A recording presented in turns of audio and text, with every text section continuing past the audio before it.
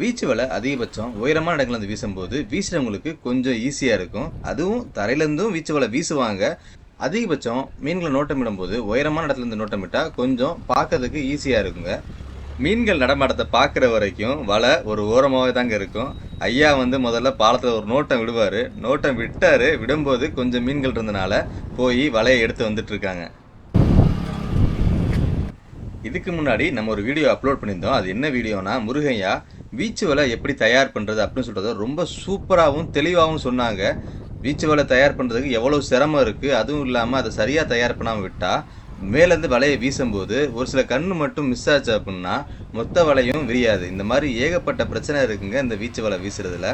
மீன்களை நோட்டமிடும் போது கடல் ரொம்ப தெளிவாக இருந்துச்சுன்னா நோட்டமிடுறதுக்கு ரொம்பவே சுலபமாக இருக்கும். ஆனால் இன்றைக்கி கொஞ்சம் கலக்கமாக தாங்க இருக்குது. இருந்தாலும் மீன்கள் நடமாட்டம் தெரிகிறதுனால முருகையா ரொம்பவே ஒத்து கவனிச்சிட்டு இருக்காருங்க மீன்களை.